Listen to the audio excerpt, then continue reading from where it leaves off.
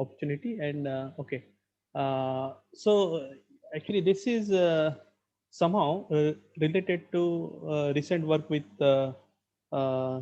Chaman Kumar Sahu. And see, still this is because since no this Jyosarup told me that there will be audience from undergrads, so I kept things more expository, and I'll try to avoid technicalities. So let me go to the abstract. Abstract already it was okay. So I can see some okay. Jyosarup, can I remove this? Okay, yeah, I can put this. Okay. So this is the abstract. So the talk is divided into two parts. The first part focuses on Dirichlet polynomials and a related moment problem. And the second part, although these two parts are not completely disjoint, the second part is about it is about the Hilbert spaces associated with certain reproducing kernels, and the basic example comes from Riemann zeta function, which is a Dirichlet series. Okay, so this is more or less the plan of the talk. And I'll introduce some notations, and so these are most of the notations are standard. So this Rz is the real part of a complex number z, and so if z is x plus I by x is the real part, and the right up plane I always mean open right up plane. So those complex numbers for which the real z is bigger than 0. Okay. And with these two notations, we can see we can introduce Dirichlet polynomials. So one can there is no need to keep the domain of Dirichlet polynomial as H0 closure, but for the further analysis, this is what we need. Okay, so you can make it complex plane also. It is defined everywhere because it's a finite sum of you can see this is entire function. It's exponential in a sense. So q of s is summation n from 1 to k n to the power minus s belonging to the closure of h0, which is those z for which real z is bigger than or equal to 0. Okay. And the coefficients, they are complex numbers, and k is a finite positive integer. Now it is very natural to compare because we are calling it Dirichlet polynomial. So it is very natural to compare it with usual polynomial, where this n to the power minus s is replaced by z to the power n, and where z is a complex variable. Okay, so you will see that there are quite a few similarities between Dirichlet polynomials and the complex polynomials. So for instance, if you look at the set of Dirichlet polynomials, and here we are just confined to real coefficients, okay, and let's denote it by ds, then ds, it's an algebra. So you can take the product of Dirichlet polynomial is a Dirichlet polynomial, sum of Dirichlet polynomial is Dirichlet polynomial, and interestingly, this coefficients an can be uniquely determined. So this allows ds allows us to embed ds as a subspace of C close 0 infinity R. Okay, here now I am varying S over only real variable, and the map which makes this inclusion possible is f going to f restricted to close 0 open infinity. Okay, and if you look at the constant function 1, that is also a Dirichlet polynomial.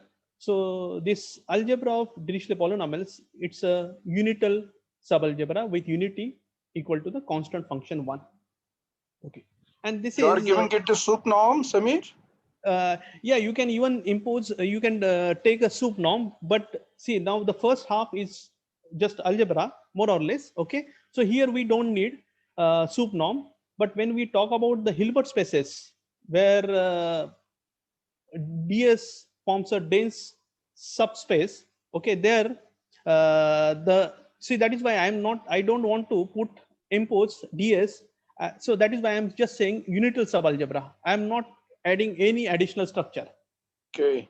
But you can see, because sup norm of it's a continuous function, so you can talk about sup norm, you can put it, and then you will see that by Stone-Weierstrass theorem it is a dense subalgebra of C0 infinity. However, this observation is not related to the investigations we are going to follow in this talk. So that is why I didn't say, okay.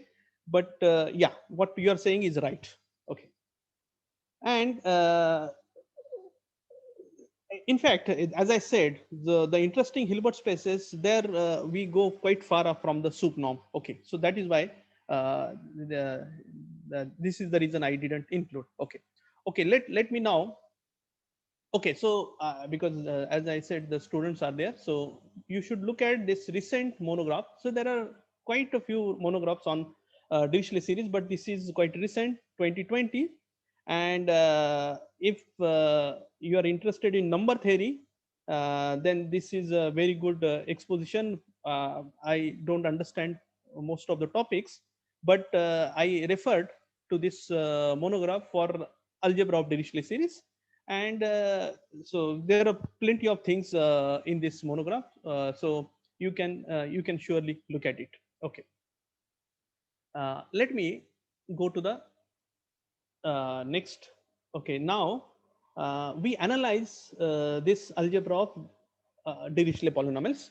So again, I just need some notations, but not before this fact. Okay, so the fact is very basic, and it's a more or less it's a property of algebra of polynomials also, that if you take any Dirichlet polynomial, you can decompose that polynomial into difference of two non-negative Dirichlet polynomials. So to understand non-negative Dirichlet polynomials, I understand that uh, if you take a polynomial f, you say that it is non-negative if f of s is bigger than equal to 0 for every s in closed 0 infinity. Okay, and this simple fact, the proof is you can write f of s as 1 by 4 fs plus 1 square minus fs minus 1 square, and you will see that fs plus 1 square, it's also a Dirichlet polynomial because 1 is a Dirichlet polynomial, fs is a Dirichlet polynomial,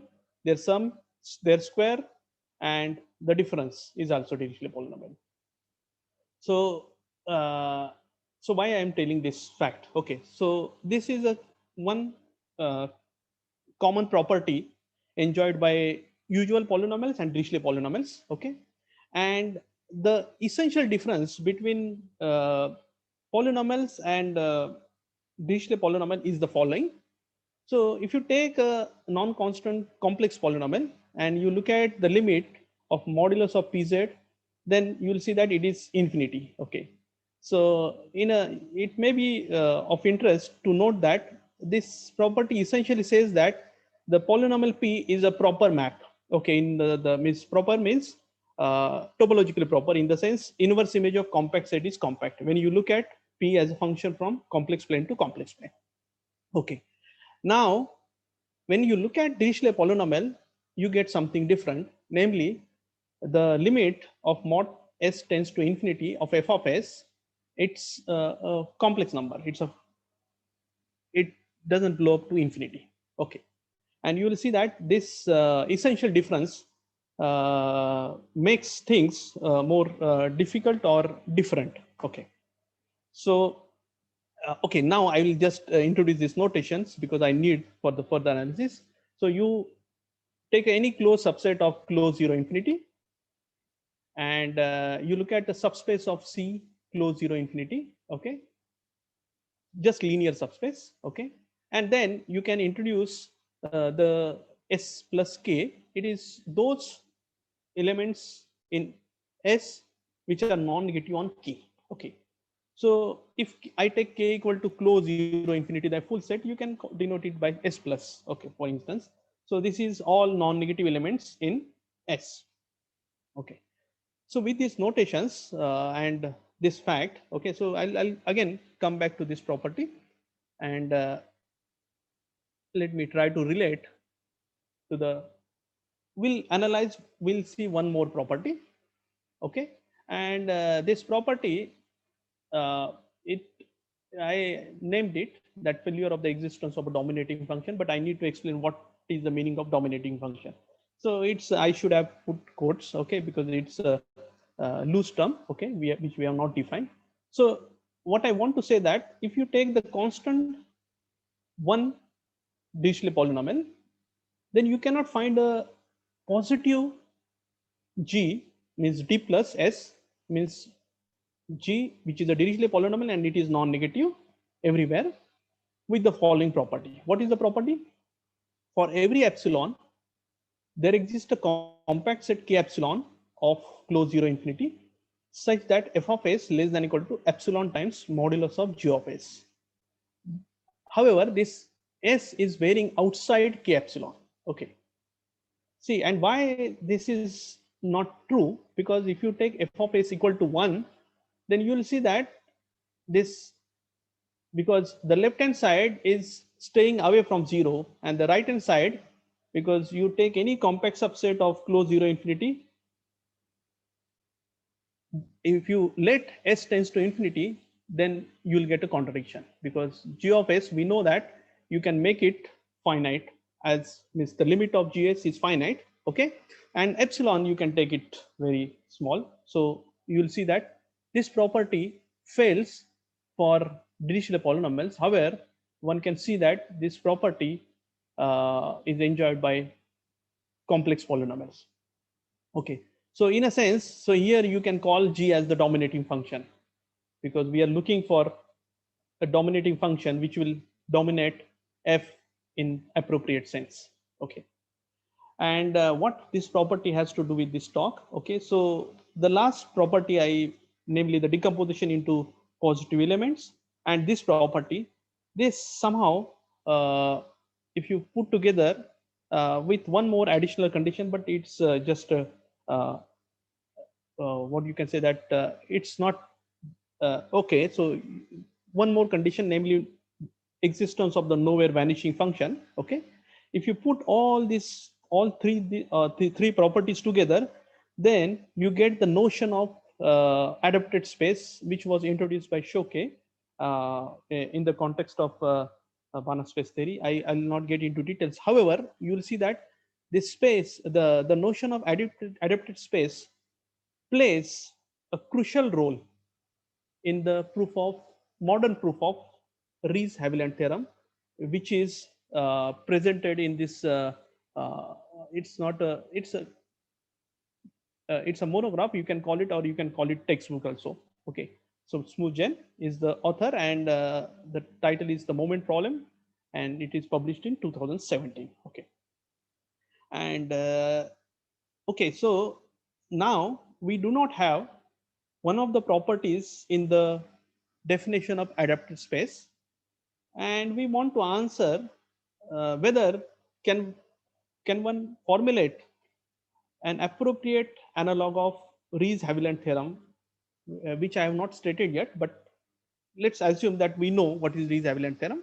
Okay, so can we formulate appropriate analog of Riesz-Haviland theorem for Dirichlet polynomials? Okay, so I'll explain the Riesz-Haviland theorem, and we'll see how one can try to remove this obstruction. Okay, so and one question. Yeah. So question is that what? Sorry, what is the moment functional?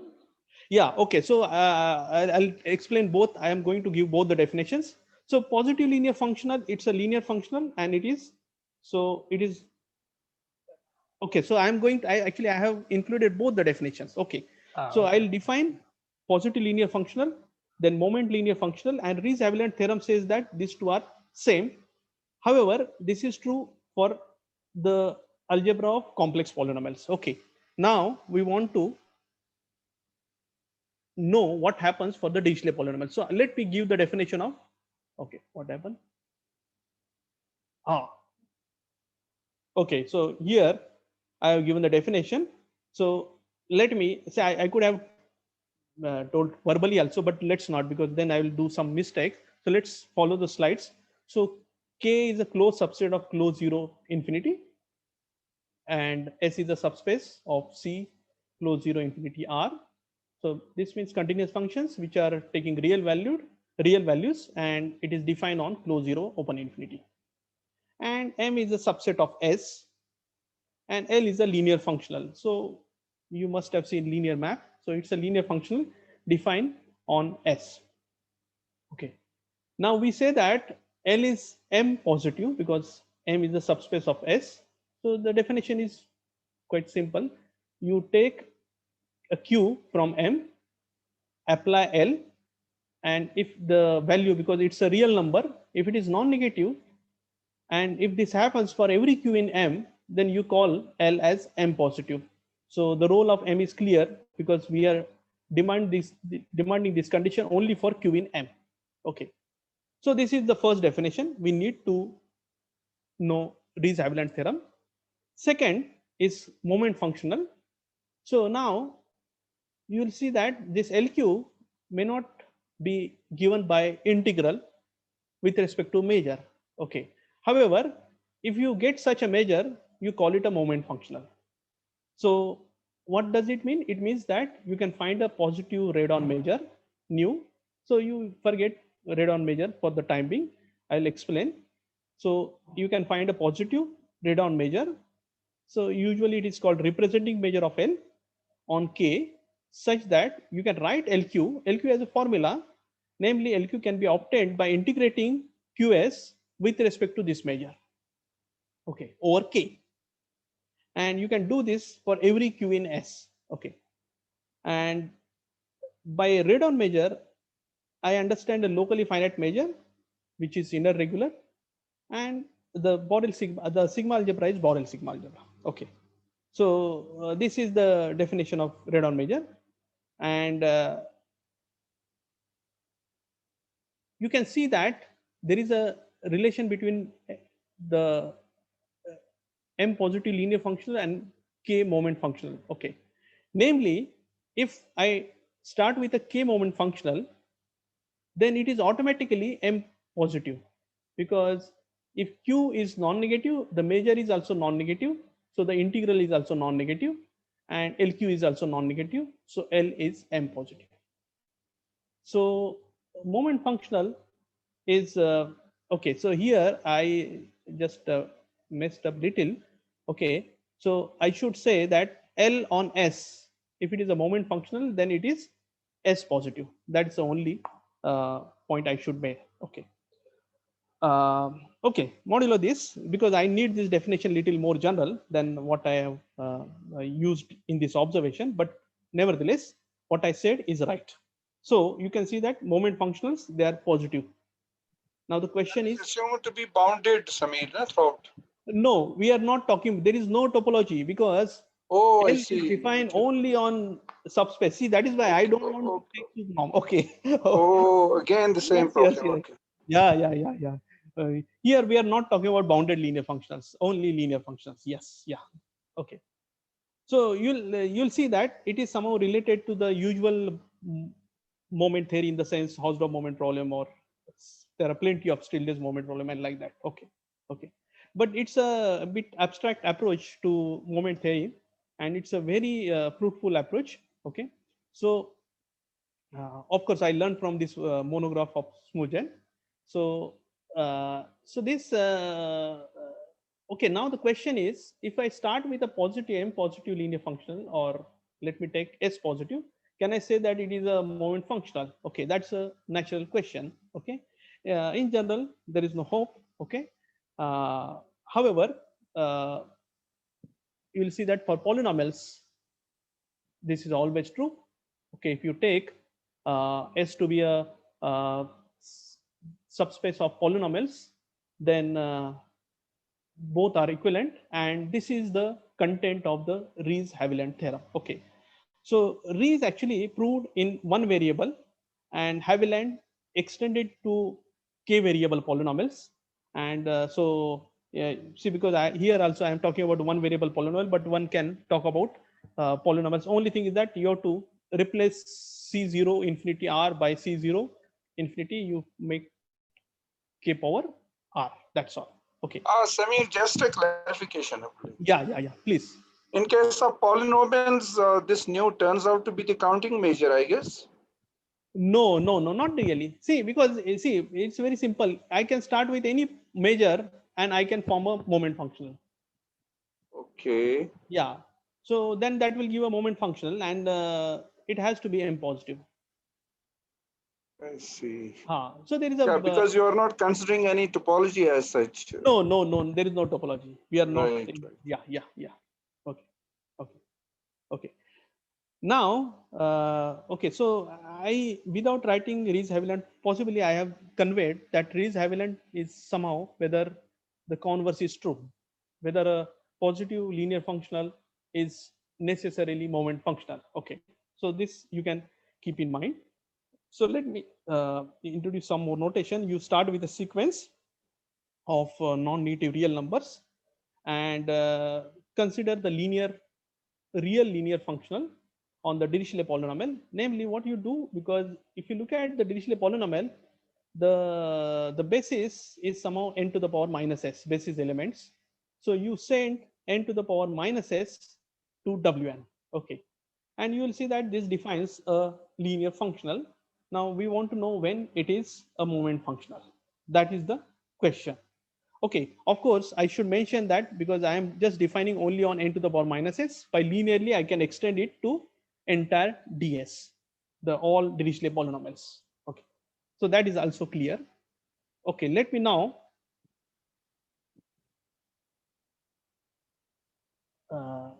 okay, so this is a fact I already said that k moment functional is d plus kx positive. Okay, so this is the notation I introduced earlier. Okay, and the Riesz-Haviland theorem asks for the converse. So if I start with LW, if it is a d plus k is positive linear functional, can we say it's a moment functional?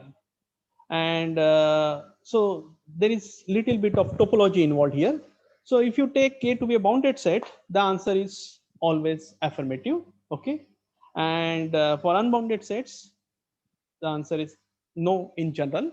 Okay, so but if the answer is no, then the question becomes more interesting in the sense that we can ask what are all sequences W for which positive linear functional is a k moment functional. Okay, can we write down all such sequences? And yeah, one can answer this. And so what I believe that this is not entirely unknown. However, it has, so you will find in the literature I could find some special cases. Okay, and I was surprised why this was not noticed. But anyway, so there is a, in the literature I found a very good technique, which is a 1-point compactification technique. So you look at the 1-point compactification of closed 0 infinity, or if you take K to be unbounded subset of closed 0 infinity, you look at the 1-point compactification, and then all the Dirichlet polynomials can be extended continuously to that 1-point compactification, and then you get basically you get a algebra of over which is defined on a compact space. So, and we know the answer is affirmative for compact. So from that you can go back and try to answer question 2. Okay, so this is a well-known technique, and this technique has been used uh, extensively in the literature. So you can look at the monograph of Smujan, or so there is another paper by Mihai Putinar. So he also makes use of this technique. Okay, we want to follow a different path. Okay, and I'll tell the reason. Okay, because in the this slightly harder, or you can say it is less economic, or you can say economic also, I don't know. Okay, so so the other method in the process, although the proof becomes more it is little bit involved, but the advantage is that you arrive at some notions. As I said, this I arrive at Helson matrices. It's not, it has been already studied in the literature. Okay, but this Helson matrices comes on the way. And I think that is, and this is, I am going to talk more on this matrices. Okay, so the name is Helson, and Helson probably, I think in his last two papers, one of the last two papers, he has implicitly, he has talked about Helson forms and Helson matrices, and there is a Helson conjecture also. Okay, so so this is, I would say that the second path, although it takes more, but it reveals a lot. Okay, I should look at the time also. Okay, so I hope I have enough time.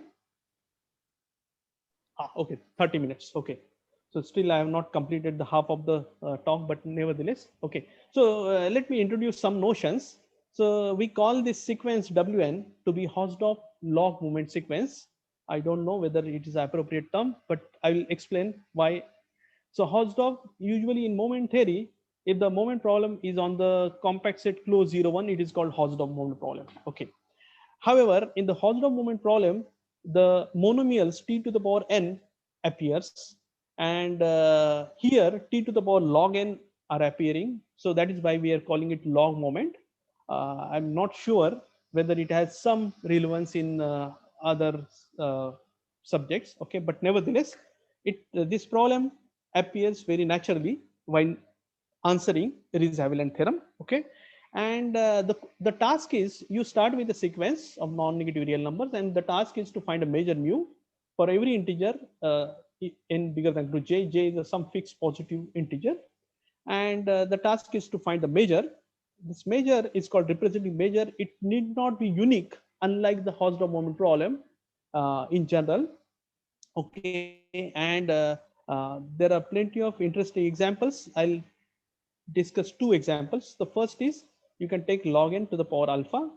So it can, one can, so you have to do little bit of computations.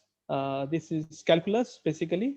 And if you take the mu alpha to be this weighted Lebesgue measure, okay, here you can see that the measure is not finite. Okay, so measure need not be finite. Okay, and one can check that this mu alpha, if you integrate t to the power log n with respect to mu alpha, you precisely get log n to the power alpha, and the gamma function appears here. So in the expression, so of course you have to rely on some property of gamma functions. So this is a good exercise for students. Let me now. Okay. Now I'll also touch upon some other notions. Oh, sorry.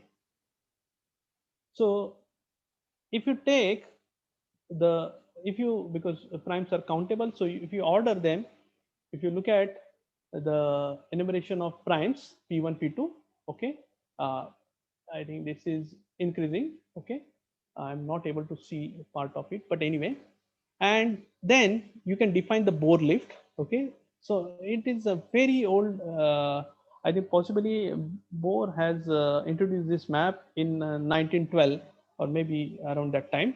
So what you do, so you take a positive real number and you define, you map p of s to p1 to the power minus s, p to the power minus s, and so on. Okay, and you will see that this map is allows you to formulate the last problem in terms of a new problem, which looks like Hausdorff moment problem. Okay, only difference is that in Hausdorff moment problem, you allow only finitely many variables, because if the algebra of polynomials in n variables are there, so n could be any positive integer.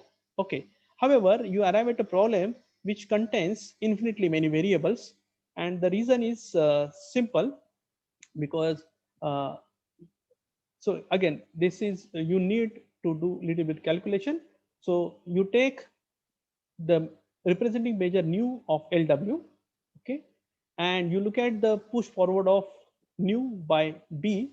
So this is a measure which is, you can define this as B star nu of sigma is nu of B inverse sigma. Okay, so B inverse sigma will come into 0 infinity, and there this nu is defined. So this makes sense. And if you integrate this t to the power kn, So now you'll see that this Kn is it, because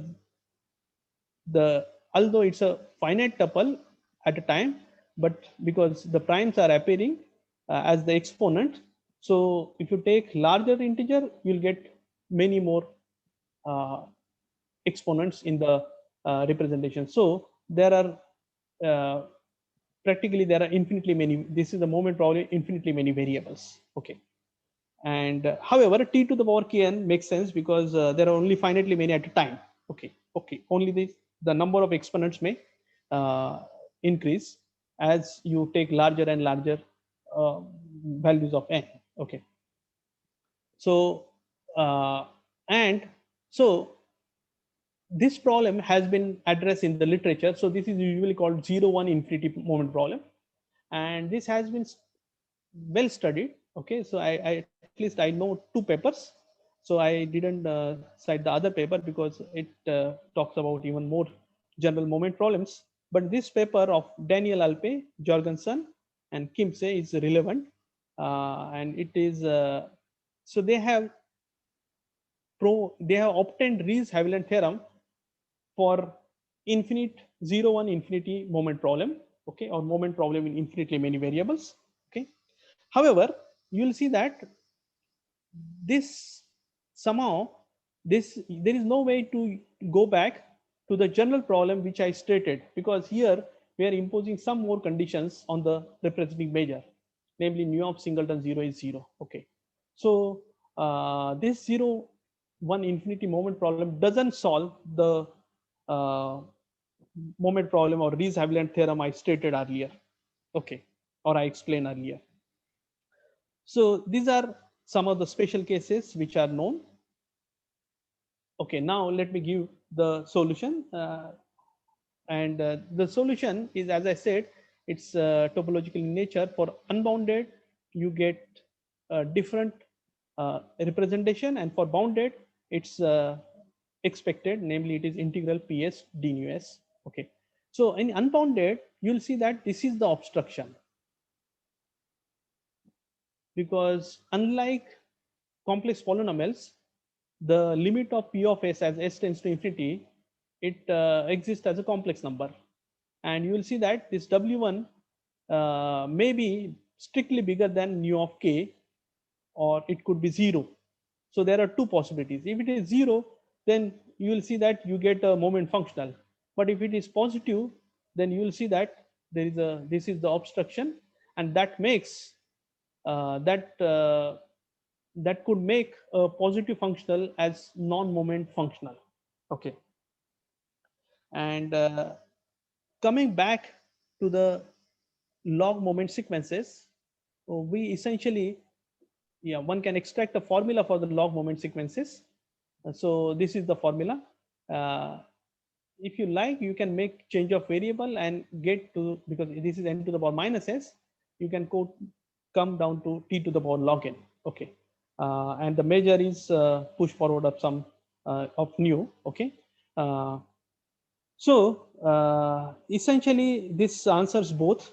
So Riesz-Haviland theorem, it gives Riesz-Haviland theorem, and at the same time it gives all log moment, Hausdorff log moment sequences. Okay, the only drawback with this characterization of log moment sequences is that it relies on the existence of some other measure. Okay, so this is because in the definition there is the existence of a measure.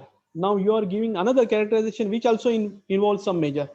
So it's not a handy characterization. Okay, so it is not a, because if you want to, so this is not an intrinsic characterization of Wn. Okay, so unlike the case of Hausdorff moment sequences, so this links this. So there is, we provide some other characterizations.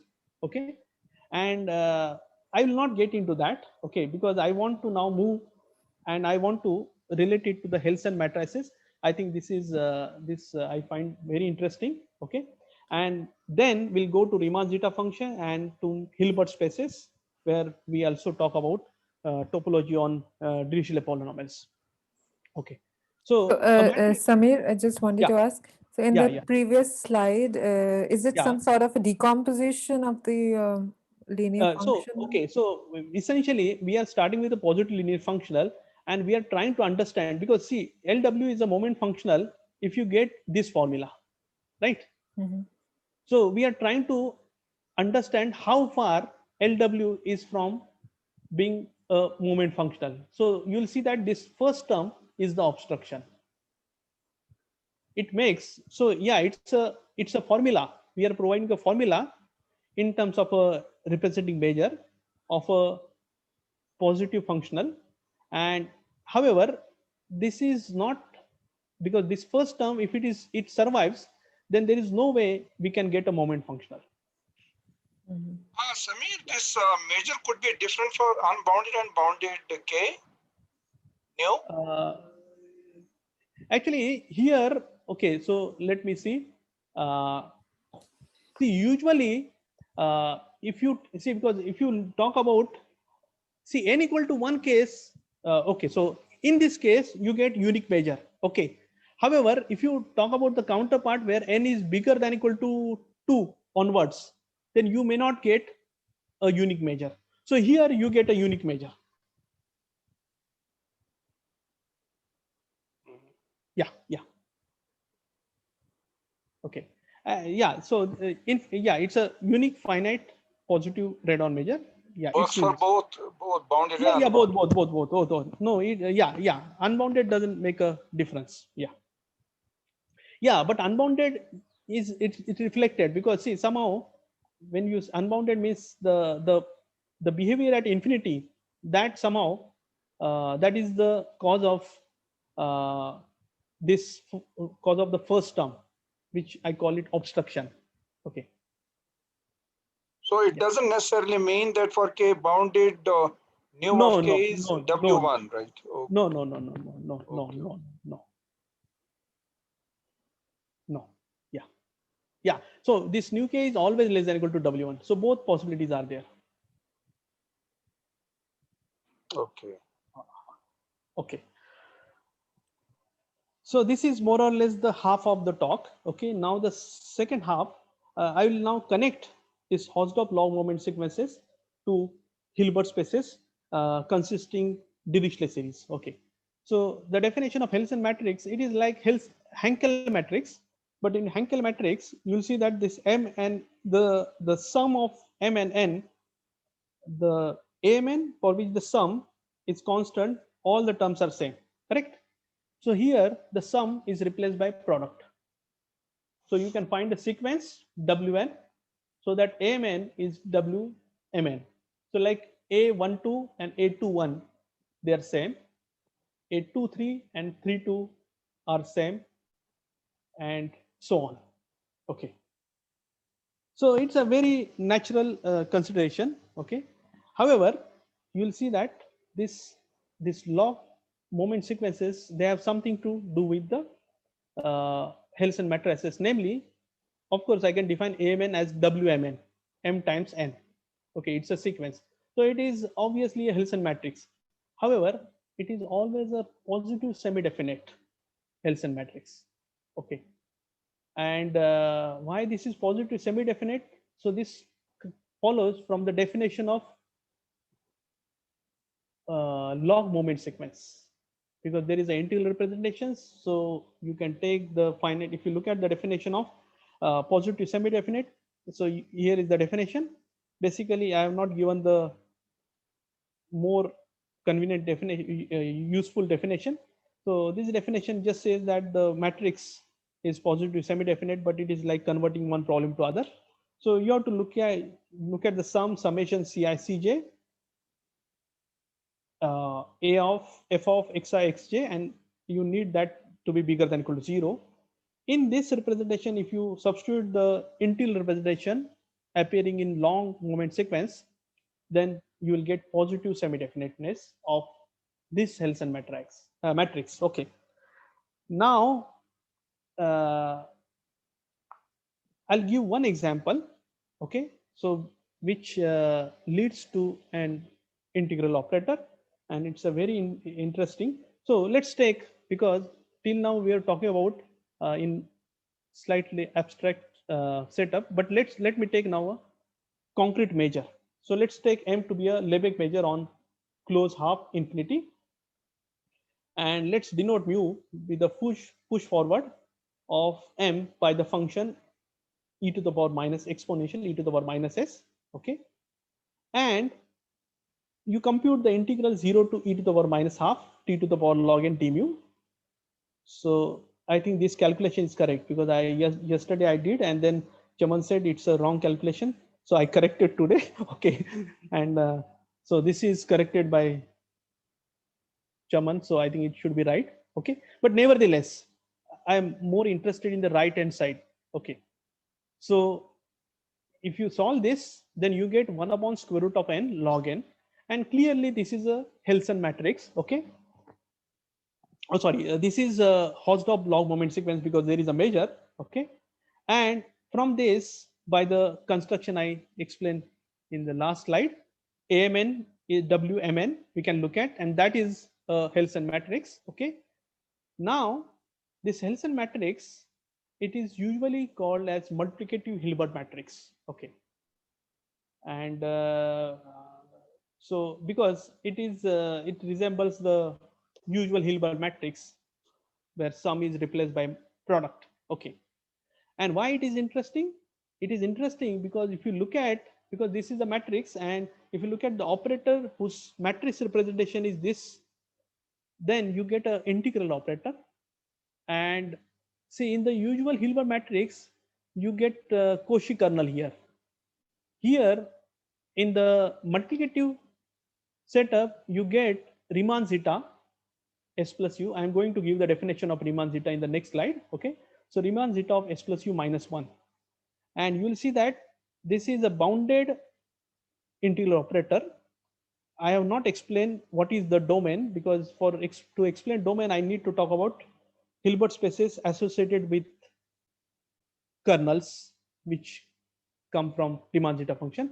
So I am just keeping it in the to be seen later. Okay, but I just want to, because I want to connect the earlier part to the part which I am going to discuss. So I included this example, and okay, so this operator is very interesting in the sense its spectrum can be computed. So it turns out that it has no eigenvalues, and its continuous spectrum is the entire interval close 0 close pi. Okay, and this has been done by this 5 author Breivik, Perfect, Siep, Sisakis, and Mukotic. So, and this is not so recent, but yeah, it appeared in 16. Okay, okay. So one can ask, okay, so this motivates, because we started with a log moment sequence, very particular log moment sequence, and then we obtained multiplicative Hilbert matrix. But you can start with a arbitrary log moment sequence. Again, you look at the matrix, which we know it is a Helson matrix. From the Helson matrix, you can try to get the integral operator. Now you analyze the kernel. Okay, and then the questions one can ask boundedness and spectral theory and so on. Okay, so there are this is what I want to do. So I just want to link earlier talk. Okay, now I'll go to the last part. Okay, I hope I have 10 minutes. Okay, so this also I will skip. Okay, because I think it is maybe people from number theory they know. Okay, so the question is that is it possible to decompose positive Dirichlet polynomials as a combination of q square, whereas q square means square of a Dirichlet polynomial, and k to the power minus s q square. So there is an analog for usual polynomials on closed 0 infinity, and it is also called square x theorem, square x sum theorem, or I don't know, means I because the role of k to the power minus s is replaced by x when you talk about usual polynomials. Okay, and so I could not find a reference for this. Okay, and this in fact, in one of the papers, this author has mentioned that there could be some algebraic characterization of positive Dirichlet polynomials. Okay, so but nevertheless, this is what we know. Okay, so this is just particular consequence of the result I stated earlier. So I'll not get into that. Let me now go to the Riemann zeta function. Okay, so before I talk about it, let me introduce the right up plane. Now I talk about H rho, where those complex number Z for which real Z is bigger than rho, and rho is any real number, fixed real number. And Dirichlet series, only difference is that now the finite sum is replaced by infinite sum. Okay, but then this is just a formal expression, so you need to talk about the convergence. And the basic theory has been done in the text by Tishmarsh, and the theory of functions, 1958. And so I just borrowed from that book. So namely, you get a convergence at a point, then you get uniformly convergence on the angular region, and this allows you to conclude that a Dirichlet series is holomorphic on the open right up plane H of real part of S0, where S0 is the point of convergence, and all the coefficients a and they are uniquely determined. So there is an identity theorem. So if it is zero identically, then all the coefficients are zero. Okay, so this is just background. And now the Riemann zeta function. So it is defined as summation n from 1 to infinity n to the power minus s. Okay, and why we are interested in this? Because you can define a new kernel function k1 of su as zeta of s plus u conjugate. Okay, now because Riemann zeta function is defined on h1, so s and u you have to take from h half. So it turns out that it's a positive semi-definite kernel. I already given the definition.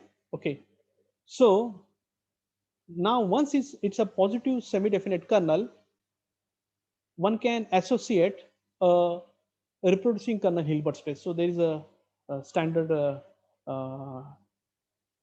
procedure to do that, and it is usually known as Moore's theorem. Okay, but before that, let me generalize this, because in place of looking at Riemann zeta function, one can look at arbitrary Dirichlet series. But if you want positive semi-definiteness, then you need to impose the condition on the coefficients, namely the an should lie in closed zero infinity. Okay, mostly we take all an to be positive, but for positive semi-definiteness, because here I don't need strict semi-definiteness, so you can allow an to be non-negative. Okay, and so this is a trivial generalization of example. And okay, now this is a consequence of the Moore's theorem, that if you start with a positive semi-definite kernel, so K means if you sequence the sequence A, so A is the sequence of coefficients. Okay, then the kernel will call it Ka, and given a positive semi-definite kernel, you can you can construct a separable Hilbert space with the reproducing property. What is the reproducing property? If I pair f with k dot u, okay, if I take the inner product, then this k actually reproduces f at u. Okay, and this u is coming from h rho half, assuming that this kernel is defined on h rho half. Okay, and or the Dirichlet series is defined on h rho. Okay, okay, so let's assume that this an, the coefficients of the kernel, they are positive. Then one can see that this an n to the power minus s forms an orthogonal basis for this Hilbert space. So this is the simplest way to understand this Hilbert space. And you can also compute the norm. Okay, so norm of any Dirichlet. So one can also see that all the elements in HA, they are Dirichlet series, and their norm can be computed, and it's a weighted L2 norm. There is no surprise. Okay, So one may say, what's the difference between this and hard space or weighted hard space? Okay, so you will see the difference. Now the difference is that when you talk about the multipliers, where you need to estimate the norm of product of two Dirichlet series, this norm is of no help, because you do not know how the norm of product of two Dirichlet series will change. It will be a clumsy expression. Okay, so for identifying multipliers of HA, this norm is of no use. Okay, you need to have norm which is coming from some L2 of mu, okay, or something similar. Okay, and so this is so this was answered by, so there are the first case for the Riemann zeta function, where the sequence an is a constant one sequence. This result proved by Carlson. Carlson, I don't know, means it's a different Carlson, because it's a very old paper. I don't know, it's the same F Carlson, I'm not sure. So this paper appeared in 1922. Okay, so where we are just taking a to be constant one, and in the general case it was done by McCarthy. A general case in the sense that now we are assuming a to be a Hausdorff log moment sequence, and the major mu has support containing 1, and at singleton 1 its major is 0. Okay, so then for any f in HA with the now this I have not defined, this is abscissa stop boundedness. Okay, it's 0, then you can compute the norm of f, norm square, as so now you will see that here there is a major and there is some integral. So you will see that the advantage of this, if I replace f by fg, then I will get fg. Now I can try to estimate g and show that given Dirichlet series is a multiplier. Okay, so in fact McCarthy used this to identify multipliers of HA with so the multipliers are precisely those Dirichlet series which are bounded holomorphic function but over a larger domain. Now you will see that there is a difference, you are moving to H0.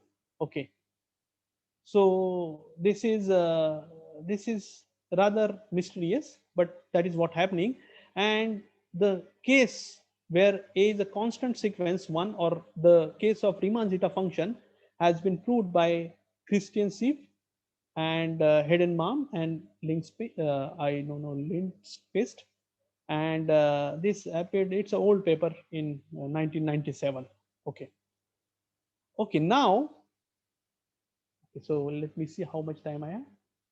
Okay, so I think I'm almost done. Okay, so okay, now because see, this is again in this characterization you will see that A is assumed to be very nice. Okay, in the sense that it is a Hausdorff law moment sequence. One can ask for arbitrary sequence and you cannot expect the same answer. Okay, so there are some results in this direction. So please look at the paper by McCarthy.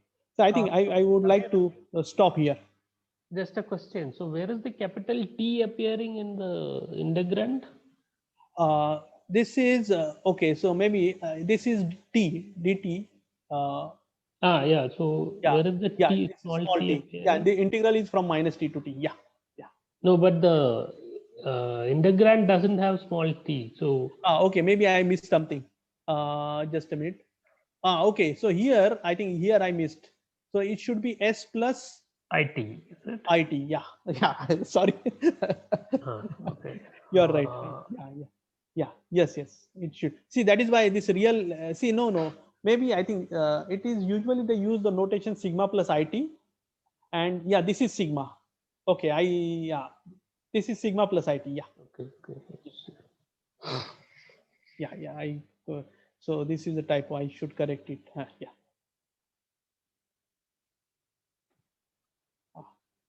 Okay. Okay, thank you for a really nice talk. Okay. Thank you. Are there any questions?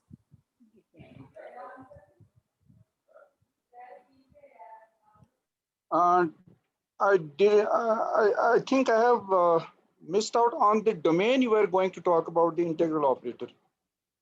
Okay, yeah. So let me just explain that point. Okay, actually, if you look at, because I can tell verbally, because the kernel was nothing but Riemann zeta s plus u bar minus 1.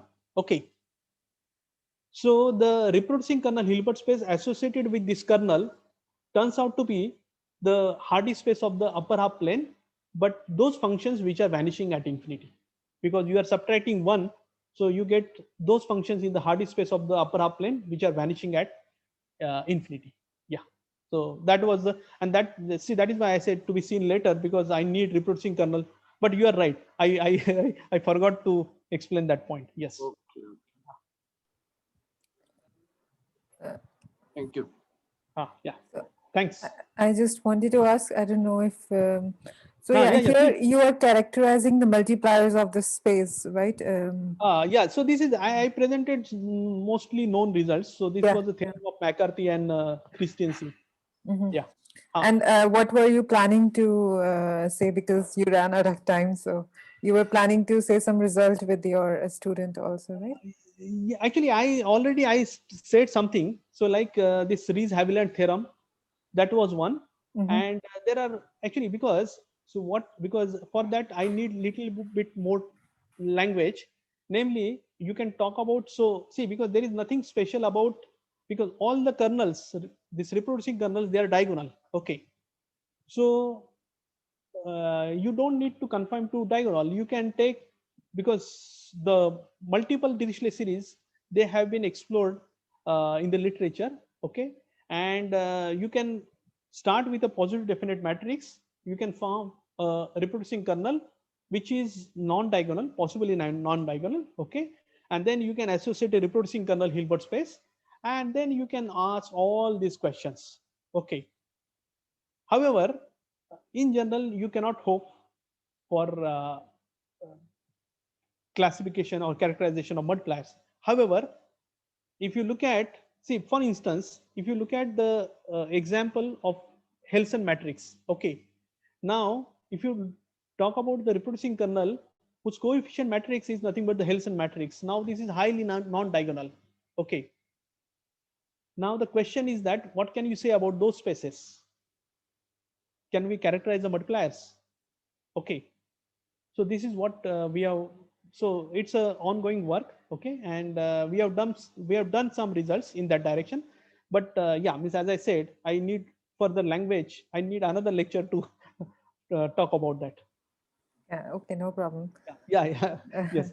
Actually, But because yeah, I was curious, so maybe I will check your papers. no, but I was just curious. Yeah. but it's not on I archive see. yet. I hope, I mean, later. Yeah. Yes. So Yeah. we hope that we'll finish in, so because every month we say that we will finish 1 month, but yeah, it is becoming larger and larger, and yeah. So yeah, because So there is the question by Professor Ajit Iqbal. She has yeah. asked in the chat that can we go to operator valued kernels? Yes, you can do that. Yeah, you can do that. But see this, what I have seen that this reproducing kernel Hilbert spaces associated with Dirichlet series, mostly the diagonal case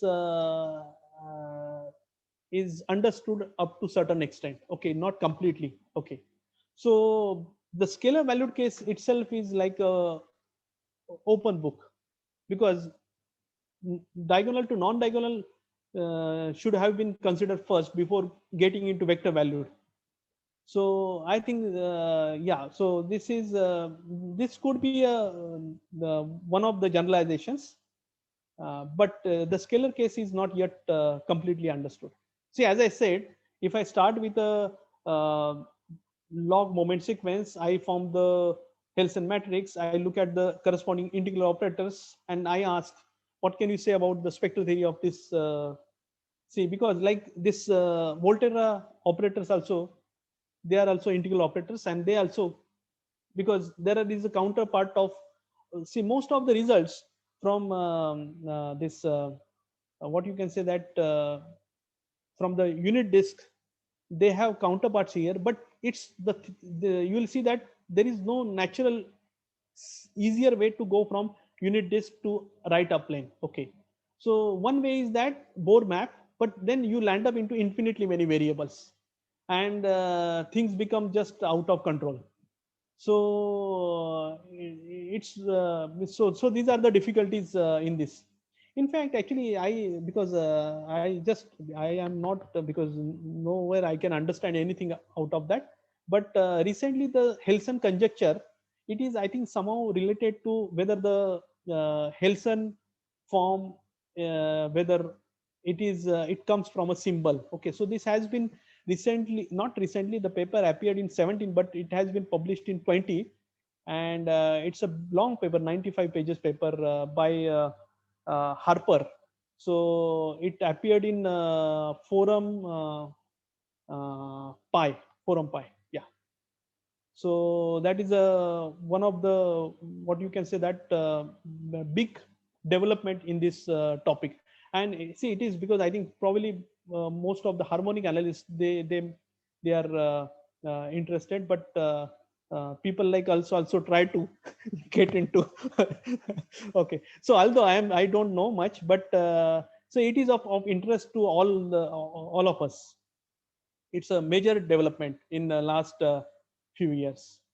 So which is related to you can say that Dirichlet series and this. Yeah.